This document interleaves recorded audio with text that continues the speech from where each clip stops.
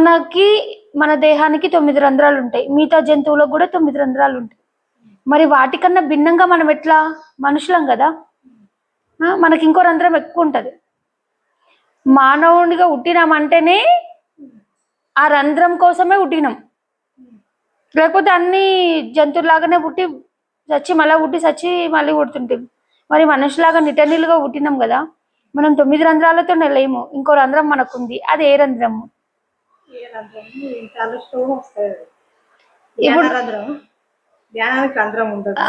చెప్పు, ఆలోచించాలి. ఇప్పుడు నువ్వు కళ్ళు మూసుకొని నీకు నవరంధ్రాలు ఉన్నాయి, ఓకే.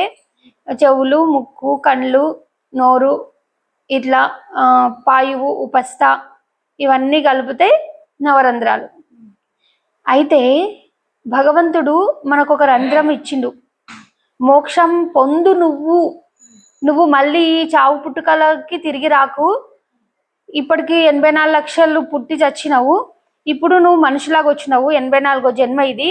బహునాం జన్మ నామంతే జ్ఞానవాన్ ప్రపద్యతే అన్నట్టు అనేక జన్మల పుణ్యఫలంతో మనకు భగవంతుడు ఈ శరీరాన్ని ఇచ్చిండు.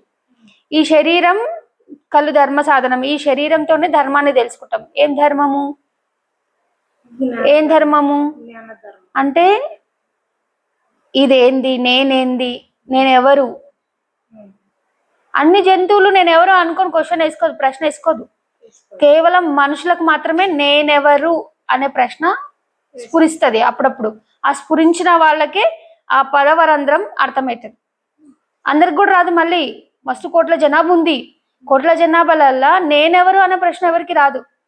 నేనెవరు అనే ప్రశ్న ఎవరికైతే వచ్చిందో వాళ్ళు ఆ 10వ రంధ్రాన్ని ఓపెన్ చేసుకోనిక సిద్ధంగా ఉన్నారు. అంటే ఆ ప్రశ్న వచ్చిన వాళ్ళు, ఆ జిజ్ఞాస కలిగిన వాళ్ళకి మాత్రమే ఆ 10వ రంధ్రం గురించి తెలుస్తుంది. ఆ 10వ రంధ్రం గురించి చెప్పేటోళ్ళు ఎవరు? గురువు మాత్రమే చెప్తాడు. ఎందుకంటే 10వ రంధ్రాన్ని ఓపెన్ చేసి చూసుకున్నాడు ఆయన. అంటే 10వ రంధ్రానికి ఎదిగిండు కాబట్టి చూసిన వాడే చూపించగలుగుతాడు. కాబట్టి గురువు మాత్రమే ఆ 10వ రంధ్రం ఏడుంది చెప్పగలుగుతాడు. ఇప్పుడు మనం చూడండి, పుట్టినాం, పుట్టుకతోటి 10వ రంధ్రంతో వచ్చినాం. పుట్టిన తర్వాత 10వ రంధ్రాన్ని మూసేసినాం. ఆ రంధ్రం ఏంది? బ్రహ్మరంధ్రం అంటారు దాన్ని. బ్రహ్మరంధ్రం అనగానే ఇట్లా రోమాలు నిక్క ఇట్లా అట్లా కలగాలి, పరమ సుఖం అవుతుంది. అట్లా వాటి గురించి ఆధ్యాత్మిక విషయాలు, ఆ పరమాత్మ గురించి ఆలోచిస్తుంటే ఇట్లా తన్మయత్వంలో పోవాలి మనం. ఆ 10వ రంధ్రం కేవలం గురువు మాత్రమే చూపిస్తాడు. గురువుని చేరిన వాళ్ళకి 10వ రంధ్రం అర్థమవుతుంది. లేకపోతే మిగతా జంతు జాతులకు ఉన్నటువంటి 9 రంధ్రాలతోనే 9 రంధ్రాల సుఖాలలో పడి, 9 రంధ్రాల విషయాలలో పడి అది బ్రహ్మరంధ్రం వస్తుంది. ఇప్పుడు నువ్వు బ్రహ్మరంధ్రం తెలుసుకోనికనే గురువుని ఆశ్రయించినావు. ఇప్పుడు అందరికీ ఆ బుద్ధి ఉంటుందమ్మా భాగ్యలక్ష్మి. అందరికీ నువ్వు గురువు కావాలని ఆలోచన వచ్చిందా నీకు? నేను గురువుని చేరాలి, నేను జ్ఞానం తెలుసుకోవాలని నీకు ఆలోచన వచ్చింది చూడు. అప్పుడు నువ్వు బ్రహ్మరంధ్రాన్ని చూసుకోనికే వచ్చినట్టు, ఆ బ్రహ్మరంధ్రాన్ని ఓపెన్ చేయనికనే వచ్చినట్టు. అంటే ప్రతి మనిషికి 9 రంధ్రాలు ఉంటాయి. అదే అందరికీ రాదు. మరి గురువు దగ్గరికి వచ్చిన వాళ్ళకి ఆ 10వ రంధ్రం గురించి అర్థమవుతుంది. నువ్వు వచ్చినావు గురువు దగ్గరికి అంటే నీకు ఆ 10వ రంధ్రం అర్థమైతే నువ్వు సాధన చేస్తే, నువ్వు కరెక్ట్గా గురువుని చేరితే కాదు, గురువు చెప్పిన సాధన చేయాలి. గురువు ఏమేం చెప్తుండు, ఎట్లెట్లా సాధన చేయాలి, ఎట్లా మంత్ర జపం చేయాలి, ఎట్లా ధ్యానం చేయాలి, ఆ ధ్యానం ద్వారానే మనం 10వ రంధ్రాన్ని చేరుతాం. మనం కడుపులో ఉన్నప్పుడు మనకు 10వ రంధ్రం ఉంది, ఆ జ్ఞానం ఉంది. బయట పడ్డమా 10వ రంధ్రం మూసుకుపోయింది. మళ్ళీ ఆ మూసుకుపోయిన కడుపులో ఉన్నటువంటి ఆ 10వ రంధ్రం ఓపెన్ అయిందా బ్రహ్మరంధ్రము, అప్పుడున్న జ్ఞానము పుట్టిన తర్వాత ఉండదు. మళ్ళీ అట్లాంటి జ్ఞానము సస్వరూపం, మర్చిపోయిన సస్వరూపము మరల నామదికి ఎరుక చేశాను, గురువే ఎరుక చేస్తాడు. నేను మర్చిపోయిన కడుపులో నుండి కడుపులో ఉన్నప్పుడు గుర్తుంది, కడుపులోకి వెళ్ళి బయటకు వచ్చినానా, జ్ఞానం మర్చిపోయినా, నేనెవరు మర్చిపోయినా, నేనెవరు చెప్పేది ఎవరు? గురువే చెప్తాడు. కాబట్టి గురువే ఆ రంధ్రాన్ని నీకు చూపించగలుగుతాడు, 10వ రంధ్రాన్ని అదే బ్రహ్మరంధ్రము అంటారు. సాధన చేస్తే మన లోపలనే బ్రహ్మరంధ్రం ఉంటుంది. ఎవరైతే బ్రహ్మరంధ్రం ఓపెన్ చేసుకున్నారో వాళ్ళే మోక్షులు, ముక్తి పొందుతారు. అంటే విశ్వశక్తితోటి కనెక్ట్ అవుతారు. అంటే అహం బ్రహ్మాస్మి స్థితికి వెళ్తాడు. ఈ జీవుడు ఆ దేవుడు అవుతాడు. ఈ జీవుడు దేవునితో కలిసిపోతాడు. ఈ మానవుడు మాధవుడు అవుతాడు. ఎప్పుడైతే బ్రహ్మరంధ్రము సూక్ష్మాతి సూక్ష్మంగా ఎట్లా అంటే నీవార శూకాగ్ర తన్వి సన్నగా ఉంటుంది, ఆ చెప్పనికి రానట్లాంటిది, అనుభవించాలి దాన్ని అంతే. అట్లా ఎప్పుడైతే మనిషి మానవుడు జీవుడు ఈ మానవుడు పదవరంధ్రాన్ని ఓపెన్ చేసుకుంటాడో, ఆ పదవరంధ్రం గుర్తెరుగుతాడో, ఆ మనిషి ఆ మానవుడు మాధవుడైతాడు, ఈ నరుడు నారాయణుడు అవుతాడు, ఈ జీవుడు దేవుడు అవుతాడు, ఈ జీవాత్మ పరమాత్మ అవుతుంది. అంటే రెండు కలిసిపోతాయి. ఈ నీళ్లు పాలల్లో కలిసిపోతే పాలే అవుతాయి. అర్థమైందా? అంటే మన జీవుడికి దేవుడికి మధ్యన మూసేసిర్రు రంధ్రాన్ని, కనెక్ట్ అంటే దేవుడికి జీవుడికి మధ్యన వారధి మూసుకపోయింది. ఎప్పుడైతే దేవుడితోటి మనం కలవాలి, సంయోగం చెందాలి, దేవుడితోటి మనం యోగం చెందాలంటే ఆ రంధ్రం ఓపెన్ కావాలి. ఆ రంధ్రం ఓపెన్ కావాలంటే, ఆ రంధ్రం తెరుచుకోవాలంటే, బ్రహ్మరంధ్రం తెరుచుకోవాలంటే సాధన చేయాలి, ధ్యానం చేయాలి. ఎప్పుడైతే నీ మనస్సు కదలని స్థితిలో ఉంటుందో అప్పుడు అసలైనది నీకు గోచరిస్తుంది. ఇప్పుడు బాగా కళ్ళతోటి చూడు, ఏమవుతుంది? బాహ్యంగా కళ్ళు దృష్టి చూడు, అన్నిటిని చూడు, అలసిపోతాయి కళ్ళు. మనసు పదే పదే ఆలోచించు, ఏమవుతుంది? మనసు కూడా అలసిపోతుంది. శరీరంతో బాగా పనిచేయి, చేతులతోటి అలసిపోతుంది. అదే నీ దృష్టిని కళ్ళు మూసుకో, కళ్ళు మూసుకున్న తర్వాత నువ్వు ధ్యానంలో కూర్చో, నీకెంత శక్తి వస్తుంది. ఆ శక్తిని దేనికి ఉపయోగపడాలి? మనకు ఆ దృక్కు, ఆ మనస్సు కూడా కదలని స్థితికి వెళ్ళాలి. ఆ మనస్సు కూడా ఎంత కదిలిందా, ఎంత ఆలోచన చేసిందా అంత శక్తి కోల్పోతుంది. ఆలోచన రహితమైతేనే శక్తి నిక్షిప్తమవుతుంది. ఆ శక్తితోటే మనం పరమాత్మని చేరుకుంటాం. అందుకనే మనకి పదవరంధ్రం బ్రహ్మరంధ్రం ఉంది. ఆ పదవరంధ్రాన్ని మనం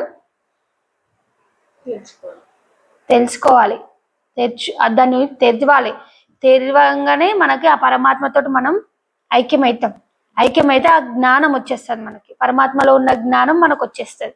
ఏంది? మనం జీవుడా, మనం బ్రతుకుతున్నామా, మనం ఏం చేస్తున్నాము, ఇది శరీరం నేనా, ఇల్లు ఉన్నాను నేనా అంటే ఆత్మ అనాత్మ విచక్షణ ఏర్పడుతుంది. ఏది శాశ్వతం ఏది అశాశ్వతం తెలుస్తుంది, ఏది అబద్ధం ఏది నిజం తెలుస్తుంది. ఇది ఇప్పుడు అంటాము ఈ ప్రపంచం, కొందరు ఏమంటారు ఈ ప్రపంచం మాయ, ఇది మిథ్య అంటారు. మిథ్య అన్నంత మాత్రాన మిథ్య కాదు. ఎప్పుడైతే మనకు జ్ఞానం వస్తుందో అప్పుడు మిథ్య అని తెలుస్తుంది. అవును కదా?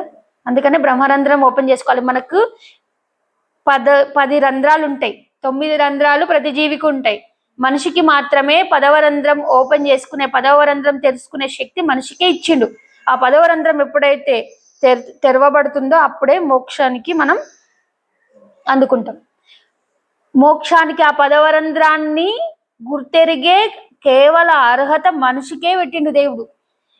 ఇప్పుడు మస్తు మంది మనుషులు పుట్టిన కోట్లాది జనాలు ఉన్నా కానీ ఆ రంధ్రాన్ని, మోక్ష రంధ్రాన్ని ఓపెన్ చేసుకునే శక్తి ఉండదు, కొందరికే కలుగుతుంది. ఆ కొందరిలో కూడా సాధన చేసిన వాళ్ళు కొంతమందికే సిద్ధిస్తుంది. అది కూడా అంటే 1,000కో 100కో ఒకరికి అట్లా పరమాత్మతోటి ఐక్యమవుతారు. ఆ రంధ్రం ద్వారానే ఐక్యమవుతారు, సహస్రార రంధ్రం ద్వారానే. ఇక్కడ ఉంటుంది మనకి బ్రహ్మరంధ్రం.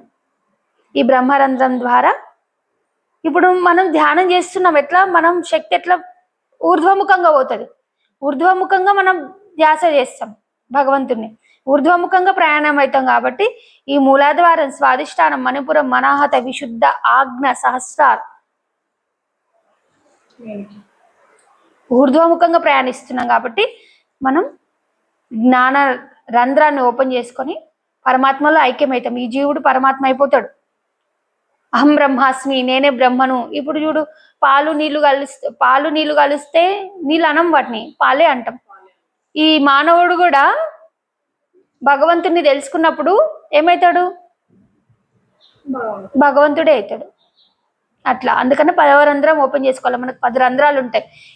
కేవలం గురువును చేరిన భక్తులకు మాత్రమే 10వ రంధ్రం గురించి తెలుస్తుంది, అన్యులకు 10వ రంధ్రం గురించి తెలియదు. మనకు 9 రంధ్రాలు ఉన్నాయి, నవద్వారపురే దేహి, ఇది నవద్వారాలు ఉన్నాయి అని అనుకుంటారు అంతే. కానీ 10వ రంధ్రాన్ని గుర్తెరగాలనే ఆలోచన ఎప్పుడైతే వచ్చిందో వాడు మోక్ష మార్గంలోకి వచ్చినట్టు. అంటే ఆధ్యాత్మిక జీవితాన్ని ఎవరైతే గడుపుతారో వాళ్ళు శీఘ్రంగా ఆ 10వ రంధ్రాన్ని అందుకుంటారు. అర్థమైందా? నువ్వు కూడా సాధన చేస్తున్నావు, ఇంకా తీవ్రంగా సాధన చేస్తే నువ్వు కూడా 10వ రంధ్రాన్ని చేరుకుంటావు. 10వ రంధ్రాన్ని చేరుకున్న వాళ్ళకే మోక్షం. ఈ 9 రంధ్రాలతో ఉంటున్నామా 9 రంధ్రాల యొక్క సుఖాలను అనుభవిస్తున్నామా, 9 రంధ్రాలతో జీవిస్తున్నామా కాదు, 9 రంధ్రాల సుఖాలకు అలవాటు పడి కర్మలు చేస్తున్నామా, మళ్ళీ తిరిగి వస్తూనే ఉంటాం, వస్తూనే ఉంటాం. వీటన్నిటి వచ్చుడు సచ్చుడు దాంట్లోకి వెళ్ళి విడిపోయి పరమాత్మలో చేరుతాం చూడు, కేవలం ఆ రంధ్రం ద్వారానే చేరుతాం, బ్రహ్మరంధ్రం ద్వారానే చేరుతాం. అందుకనే మనకి భక్తుడైనోడికి 10 రంధ్రాలను గుర్తెరుగుతాడు. అసలైన రంధ్రము మోక్షరంధ్రము, బ్రహ్మరంధ్రం. ఎంత మన పూర్వజన్మ, ఎంత మంచి పూర్వజన్మలో ఎంత మంచి పుణ్య పనులు చేసుకున్నామో మనకి ఈ జన్మల గురువు దొరికిండు. మనం సాధన చేస్తున్నాము, సాధన చేసి ఆ బ్రహ్మరంధ్రాన్ని గుర్తెరుగుతున్నాము, ఆ బ్రహ్మంలో ఐక్యమైపోతున్నాం. అన్యులకు సాధ్యం కాదు, తింటున్నామా పంటున్నామా అంతే. ఇది మనకి మన పూర్వజన్మ సుకృతం. ఇది మంచి మంచి కర్మలు చేసుకున్నాం కాబట్టి మనకి గురువు మార్గం దొరికింది, మనం సాధన చేయగలుగుతున్నాం, ఆ పరమాత్మ స్థితి తెలుసుకోగలుగుతున్నాం. ప్రయాణం చేస్తున్నాం కదా, ఎంత అనుభూతులు జరుగుతున్నాయి లోపల. ఇట్లనే తీవ్రతరం చేసుకోవాలి. జై గురుదేవ్.